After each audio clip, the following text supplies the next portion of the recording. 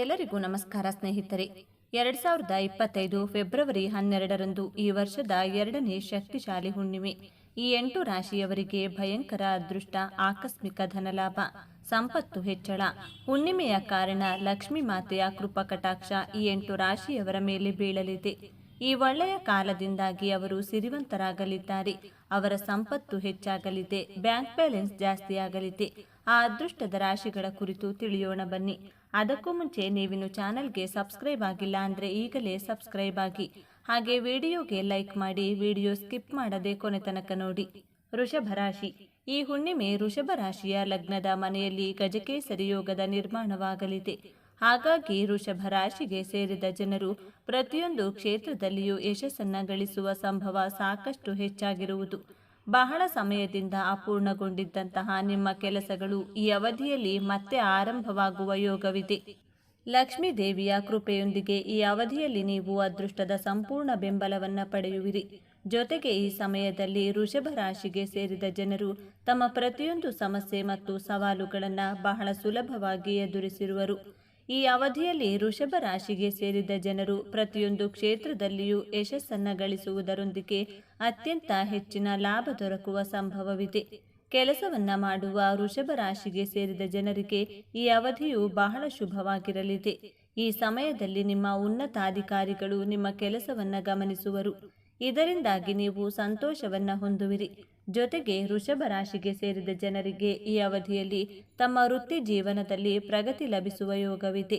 ಗಜಕೇಸರಿ ರಾಜಯೋಗದಿಂದಾಗಿ ನಿಮಗೆ ಹಠಾತ್ ಲಾಭವಾಗುವ ಸಂಭವವಿದೆ.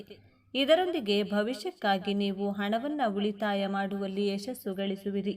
ಧನುರಾಶಿ. ಈ ಹುಣ್ಣಿಮೆ ಧನುರಾಶಿಗೆ ಗಜಕೇಸರಿ ಯೋಗದ ನಿರ್ಮಾಣವು ಧನುರಾಶಿಯ 6ನೇ ಮನೆಯಲ್ಲಿ ಸಂಭವಿಸುವುದು. ಹಾಗಾಗಿ ಧನುರಾಶಿಗೆ ಸೇರಿದ ಜನರು ಈ ಸಮಯದಲ್ಲಿ ಹಠಾತ್ ಧನಲಾಭವನ್ನು ಪಡೆಯುವರು. ಇದರೊಂದಿಗೆ ನೀವು ಪಿತ್ರಾರ್ಜಿತ ಸಂಪತ್ತಿಗೆ ಸಂಬಂಧಿಸಿದಂತೆ ಸಾಕಷ್ಟು ಲಾಭವನ್ನು ಪಡೆಯುವ ಸಂಭವವಿದೆ. ವೃತ್ತಿ ಜೀವನಕ್ಕೆ ಸಂಬಂಧಿಸಿದಂತೆ ಧನುರಾಶಿಗೆ ಸೇರಿದ ಜನರು ತಮ್ಮ ಕೆಲಸದ ಬಗ್ಗೆ ಅತ್ಯಂತ ಹೆಚ್ಚಿನ ಗಮನವನ್ನು ಈ ಸಮಯದಲ್ಲಿ ನೀಡುವರು. ಇದರಿಂದಾಗಿ ನಿಮಗೆ ಸಾಕಷ್ಟು ಲಾಭ ದೊರಕುವ ಸಂಭವವಿದೆ. ವ್ಯಾಪಾರವನ್ನ ಮಾಡುವ ಧನು ರಾಶಿಗೆ ಸೇರಿದ ಜನರು ರೂಪಿಸಿದಂತಹ ಯೋಜನೆಗಳೆಲ್ಲವೂ ಸಾಕಷ್ಟು ಲಾಭದಾಯಕವಾಗಿರುವುದು. ಈ ಅವಧಿಯಲ್ಲಿ ಧನು ರಾಶಿಗೆ ಸೇರಿದ ಜನರ ಆರ್ಥಿಕ ಸ್ಥಿತಿ ಬಹಳಷ್ಟು ಉತ್ತಮವಾಗಿರಲಿದೆ. ಈ ಸಮಯದಲ್ಲಿ ನಿಮಗೆ ಸಾಲ ಅಥವಾ ಲೋನ್ ಬಹಳ ಸುಲಭವಾಗಿ ದೊರಕಲಿದೆ. ಗಜಕೇಸರಿ ರಾಜಯೋಗದ ನಿರ್ಮಾಣದಿಂದಾಗಿ ಧನು ರಾಶಿಗೆ ಸೇರಿದ ಜನರ ಆರೋಗ್ಯವು ಬಹಳಷ್ಟು ಉತ್ತಮವಾಗಿರುವುದು. ಕುಂಭರಾಶಿ. ಈ ಹುಣ್ಣಿಮೆ ಕುಂಭರಾಶಿಗೆ ಸೇರಿದ ಜನರಿಗೆ ಗಜಕೇಸರಿ ರಾಜಯೋಗದ ನಿರ್ಮಾಣವು ಸಾಕಷ್ಟು ಲಾಭದಾಯಕವಾಗಿರುವುದು. ಈ ರಾಶಿಗೆ ಸೇರಿದ ಜನರು ಅದೃಷ್ಟದ ಸಂಪೂರ್ಣ ಬೆಂಬಲವನ್ನು ಈ ರಾಜಯೋಗದ ನಿರ್ಮಾಣದಿಂದಾಗಿ ಪಡೆಯುವರು. ಬಹಳ ಸಮಯದಿಂದ ನಿಮ್ಮ ಅಪೂರ್ಣಗೊಂಡ ಎಲ್ಲ ಕೆಲಸಗಳು ಈ ಸಮಯದಲ್ಲಿ ಒಂದರ ನಂತರ ಇನ್ನೊಂದರಂತೆ ಪೂರ್ಣಗೊಳ್ಳಲಿದೆ. ಜೊತೆಗೆ ಕುಂಭರಾಶಿಗೆ ಸೇರಿದ ಜನರು ಮಾಡಿದಂತಹ ಎಲ್ಲ ಕಠಿಣ ಪರಿಶ್ರಮಕ್ಕೂ ಈ ಅವಧಿಯಲ್ಲಿ ಅತ್ಯುತ್ತಮವಾದ ಫಲಿತಾಂಶ ದೊರಕುವ ಸಂಭವವಿದೆ. ಜೊತೆಗೆ ನೀವು ಈ ಸಮಯದಲ್ಲಿ ಅತ್ಯಂತ ಹೆಚ್ಚಿನ ಲಾಭವನ್ನು ಪಡೆಯುವಿರಿ. ಕೆಲಸವನ್ನ ಮಾಡುವ ಕುಂಭರಾಶಿಗೆ ಸೇರಿದ ಜನರು ಈ ಸಮಯದಲ್ಲಿ ಹೆಚ್ಚಿನ ಪ್ರಗತಿ ಮತ್ತು ಲಾಭವನ್ನು ಗಳಿಸುವ ಶುಭಯೋಗದ ನಿರ್ಮಾಣವಾಗುವುದು. ಲಕ್ಷ್ಮೀದೇವಿಯ ಕೃಪೆಯಿಂದಾಗಿ ನೀವು ಅತ್ಯಂತ ಹೆಚ್ಚಿನ ಧನ ಸಂಪತ್ತನ್ನು ಗಳಿಸುವ ಯೋಗವು ಕೂಡ ರೂಪುಗೊಳ್ಳಲಿದೆ. ಮೇಷರಾಶಿ. ಈ ಹುಣ್ಣಿಮೆ ಮೇಷರಾಶಿಯವರಿಗೆ ಗುರು ನೇರವಾಗಿರುವುದರಿಂದ ವಿಶೇಷವಾಗಿ ಆರ್ಥಿಕ ಲಾಭದ ಸಾಧ್ಯತೆಗಳಿವೆ. ಗುರುವು ಸಂಪತ್ತಿನ ಮನೆಯಾದ 2ನೇ ಮನೆಯಲ್ಲಿ ಸಾಗುತ್ತಾನೆ. ಇದರಿಂದ ಆರ್ಥಿಕ ಪರಿಸ್ಥಿತಿ ಸುಧಾರಿಸುವ ನಿರೀಕ್ಷೆ ಇದೆ. ಹಠಾತ್ ಆರ್ಥಿಕ ಲಾಭ ಉಂಟಾಗಬಹುದು. ಉದ್ಯೋಗಸ್ಥರಿಗೆ ಬಡ್ತಿ ದೊರೆಯಬಹುದು. ಒಟ್ಟಾರೆ ಆರ್ಥಿಕ ಪರಿಸ್ಥಿತಿ ಉತ್ತಮವಾಗಿರುತ್ತದೆ. ಸಂತೋಷ ಮತ್ತು ಸ್ಥಿರತೆಯ ಸಮಯ ಬರುತ್ತದೆ. ಕುಟುಂಬ ಜೀವನವು ಸುಧಾರಿಸುತ್ತದೆ. ಇದು ಸಂತೋಷ ಮತ್ತು ತೃಪ್ತಿಯನ್ನು ತರುತ್ತದೆ. ನಿಮ್ಮ ಕಠಿಣ ಪರಿಶ್ರಮದಿಂದ ನೀವು ಫಲಿತಾಂಶವನ್ನು ಪಡೆಯುತ್ತೀರಿ. ವೈಯಕ್ತಿಕ ಮತ್ತು ವೃತ್ತಿಪರ ಕ್ಷೇತ್ರಗಳಲ್ಲಿ ಲಾಭ ಇರುತ್ತದೆ. ಮೇಷರಾಶಿಯ ಜನರು ಧನಾತ್ಮಕ ಬದಲಾವಣೆಗೆ ಮತ್ತು ಆರ್ಥಿಕ ಸಮೃದ್ಧಿಗೆ ಸಿದ್ಧರಾಗಿರಬೇಕು. ಸಿಂಹರಾಶಿ. ಈ ಹುಣ್ಣಿಮೆ ಸಿಂಹರಾಶಿಗೆ ಗುರುಗ್ರಹವು ನಿಮ್ಮ ಸಂಕ್ರಮಣದ ಜಾತಕದ ಆದಾಯ ಮತ್ತು ಲಾಭದ ಸ್ಥಳದಲ್ಲಿ ಸಾಗಲಿದೆ. ಆದ್ದರಿಂದ ಈ ಅವಧಿಯಲ್ಲಿ ನಿಮ್ಮ ಆದಾಯವು ಮಹತ್ತರವಾಗಿ ಹೆಚ್ಚಾಗಬಹುದು. ಹೊಸ ಆದಾಯದ ಮೂಲಗಳನ್ನು ಸಹ ರಚಿಸಬಹುದು. ಅಲ್ಲಿ ನೀವು ನಿಮ್ಮ ವೃತ್ತಿ ಜೀವನದಲ್ಲಿ ಯಶಸ್ಸನ್ನು ಪಡೆಯುತ್ತೀರಿ. ಗುರುಗ್ರಹವು ಅತಿಕ್ರಮಣ ಮಾಡುವುದರಿಂದ ಕೆಲಸ ಮಾಡುವ ವ್ಯಕ್ತಿಗೆ ಒಳ್ಳೆಯದೆಂದು ಸಾಬೀತುಪಡಿಸುತ್ತದೆ. ನೀವು ಸಹೋದ್ಯೋಗಿಗಳಿಂದ ಬೆಂಬಲವನ್ನು ಪಡೆಯುತ್ತೀರಿ. ಮನಸ್ಸು ಸಂತೋಷವಾಗಿ ಉಳಿಯುತ್ತದೆ. ಅಲ್ಲದೆ ಈ ಅವಧಿಯಲ್ಲಿ ನೀವು ಹೂಡಿಕೆಯ ಲಾಭವನ್ನು ಪಡೆಯಬಹುದು. ಕನ್ಯಾ ರಾಶಿ. ಈ ಹುಣ್ಣಿಮೆ ಕನ್ಯಾ ರಾಶಿಯವರಿಗೆ ಗುರುವು ರಾಶಿ 9ನೇ ಮನೆಯಲ್ಲಿ ನೇರವಾಗಿ ಚಲಿಸಲು ಪ್ರಾರಂಭಿಸುತ್ತಾನೆ. ಈ ಬದಲಾವಣೆಯು ಕನ್ಯಾ ರಾಶಿಯವರಿಗೆ ತುಂಬಾ ಶುಭಕರವಾಗಿದೆ. ಫೆಬ್ರವರಿಯಲ್ಲಿ ಸಂಭವಿಸುವ ಈ ಬದಲಾವಣೆಯು ಜೀವನದ ಎಲ್ಲ ಕ್ಷೇತ್ರಗಳ ಮೇಲೆ ಪರಿಣಾಮ ಬೀರುತ್ತದೆ. ಉದ್ಯೋಗಸ್ಥರಿಗೆ ತೃಪ್ತಿ ಸಿಗುತ್ತದೆ ಮತ್ತು ಪ್ರಗತಿಯ ಹೊಸ ಮಾರ್ಗಗಳು ತೆರೆದುಕೊಳ್ಳುತ್ತವೆ. ವ್ಯಾಪಾರದಲ್ಲಿ ಉತ್ತಮ ಲಾಭ ದೊರೆಯಲಿದೆ. ನಿಮ್ಮ ಯೋಜನೆಗಳು ಯಶಸ್ವಿಯಾಗುತ್ತವೆ. ಹಠಾತ್ ಆರ್ಥಿಕ ಲಾಭವೂ ಆಗಬಹುದು. ಅದೃಷ್ಟದ ಮನೆಯಲ್ಲಿ ಗುರು ನೇರವಾಗಿರುವುದರಿಂದ ಅದೃಷ್ಟವು ಬೆಳಗುತ್ತದೆ.